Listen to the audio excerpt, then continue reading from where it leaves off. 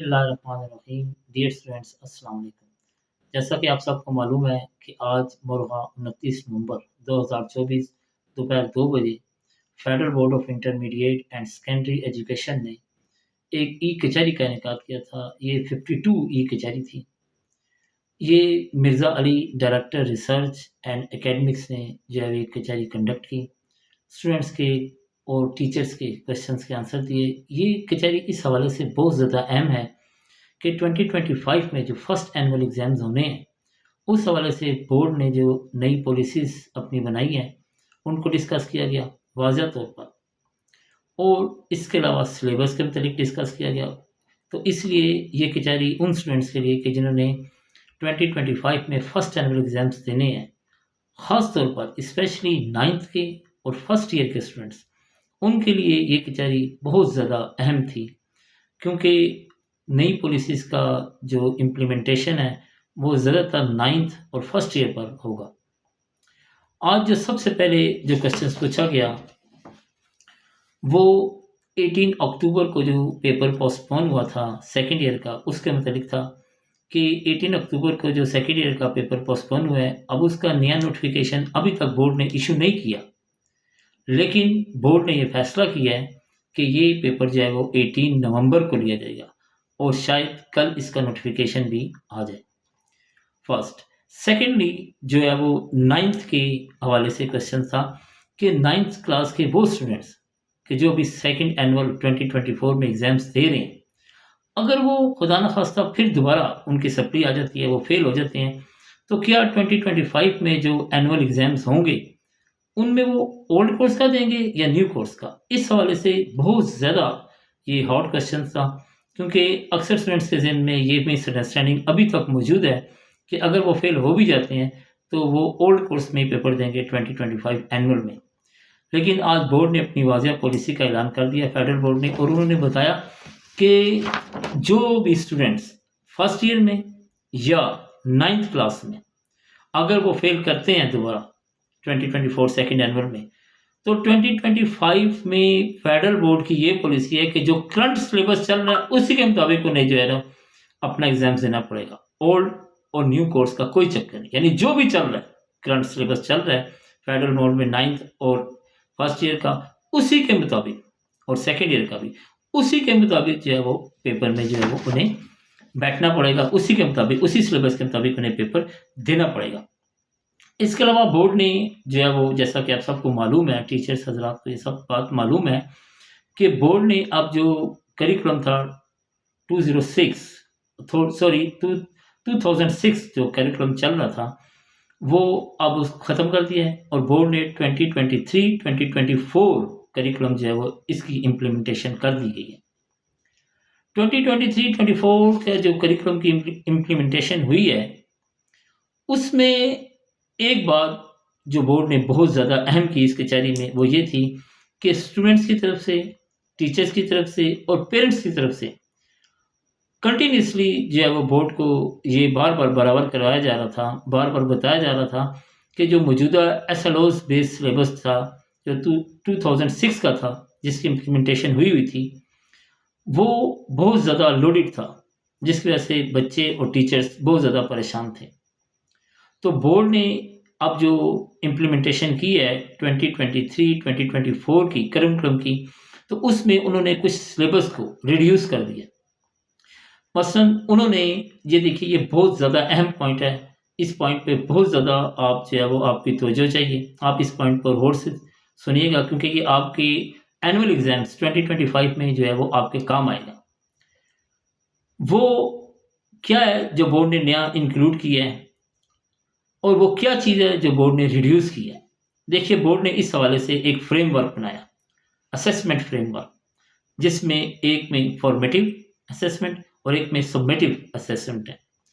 Formative assessments का annual exam से कोई ताल्लुक नहीं, वो आपकी क्लास में एज ए सिलेबस के तौर पर वो पढ़ाया जाएगा, लेकिन उसका कोई भी पोर्शन जो है वो एग्जाम्स में, एनुअल एग्जाम्स में इंक्लूड नहीं होगा।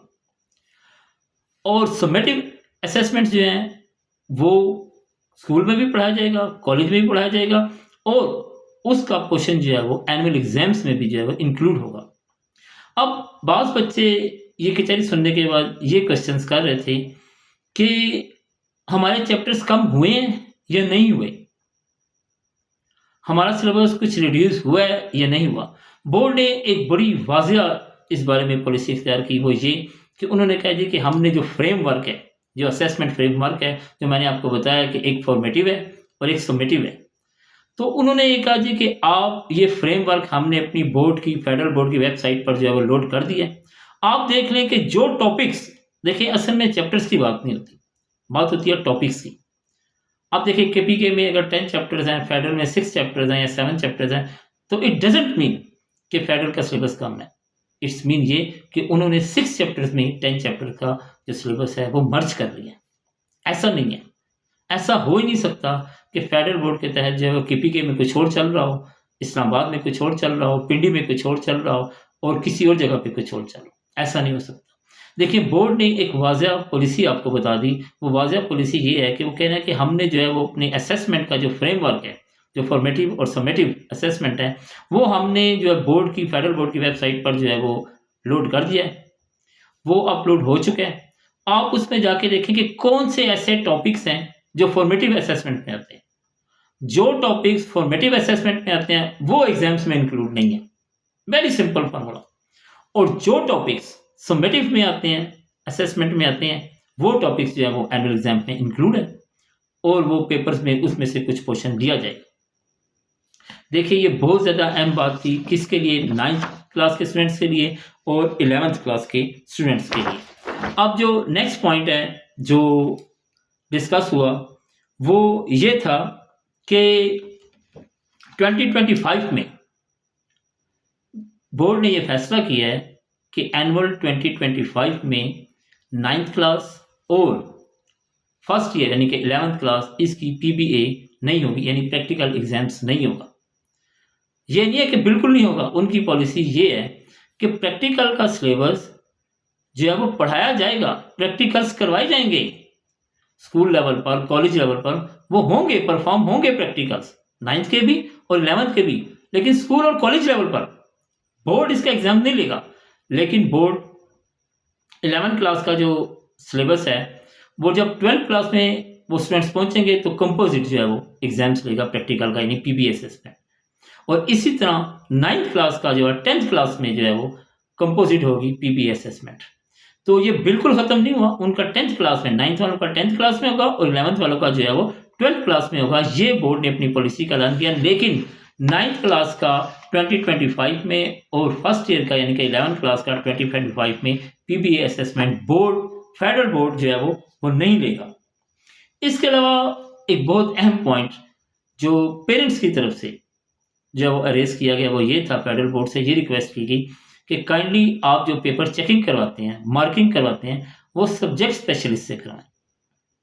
ये उनकी तरफ से पिछले 2 साल से जो है वो रिक्वेस्ट की जा रही थी बोर्ड से। तो बोर्ड ने इसका बहुत तसल्ली बख्श जवाब दिया और उन्होंने कहा जी कि आप ये, बोर्ड ने इंश्योर करवाया असल में पेरेंट्स को कि आप मुतमईन रहें इस बारे में कि बहुत ही ज़्यादा ऑथेंटिक सब्जेक्ट स्पेशलिस्ट टीचर से जो है वो पेपर की मार्किंग करवाई जाती है और इसमें बहुत ज़्यादा उनकी क्लासेस, उनकी जो है वो ट्रेनिंग जो है वो की जाती है। एग्ज़ाम से पहले उनकी ट्रेनिंग की जाती है। जो लोग ट्रेनिंग में जो है वो क्वालिफाई करते हैं उन्हीं को जो है वो पेपर मार्किंग के लिए जो है वो सिलेक्ट किया जाता है।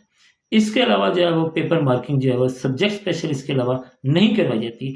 तो इस बारे में जो है वो जितनी भी गलतफहमियाँ थी तो वो डायरेक्टर एकेडमिक्स एंड रिसर्च ने जो है वो दूर की, स्टूडेंट्स की भी, टीचर्स की भी और पेरेंट्स की भी।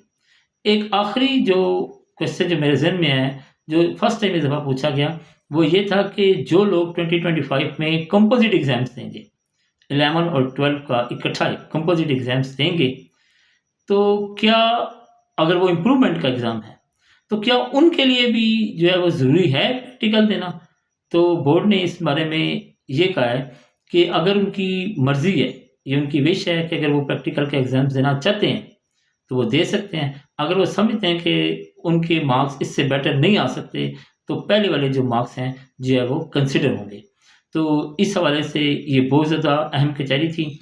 तो उम्मीद यही है कि तमाम स्टूडेंट्स जो हैं वो इसको एक्नॉलेज करेंगे और इसकी अकॉर्डिंगली दिस जो है वो जितनी भी असेसमेंट फ्रेमवर्क बना है उसके अकॉर्डिंगली जो है वो चलेंगे ताकि वो अपने एग्ज़ाम्स में बहुत अच्छे मार्क्स ले सकें। Thank you very much. अल्लाह हाफ़िज़।